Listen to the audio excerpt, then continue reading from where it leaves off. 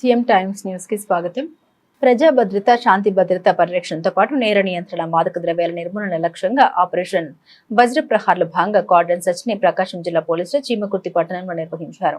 మాదక ద్రవ్యాల నిర్మూలన, శాంతి భద్రత పరిరక్షణ, నేరాల నియంత్రణ మరియు అసాంఘిక కార్యకలాపాల కట్టడిని లక్ష్యంగా చేసుకుని ప్రకాశం జిల్లా ఎస్పీ శ్రీవి హర్షవర్ధన్ రాజు ఐపీఎస్ గారి ఆదేశాల మేరకు ఒంగోలు డీఎస్పీ ఆర్ శ్రీనివాసరావు ఆధ్వర్యంలో Chimakurthi CID Prasad, Ongole sub division 5 మంది ఎస్ఐలు, 40 మంది పోలీస్ సిబ్బంది, ఈగల్ సిబ్బంది బృందాలుగా ఏర్పడి చీమకుర్తిలోని గరికమిట్ట ప్రాంతంలో మరియు పరిసర ప్రాంతాల్లో శనివారం ఉదయం ఆపరేషన్ ప్రజా వజ్రప్రహార్లో భాగంగా కార్డన్ సెర్చ్ ఆపరేషన్ నిర్వహించారు. ఈ తనిఖీల్లో భాగంగా గంజాయి మరియు ఇతర మాదక ద్రవ్యాల నిల్వ, విక్రయాలపై ప్రత్యేక దృష్టి సారిస్తూ ఇల్లు, దుకాణాలు, పాత ముద్దాయిల నివాసాల సోదాలు నిర్వహించారు.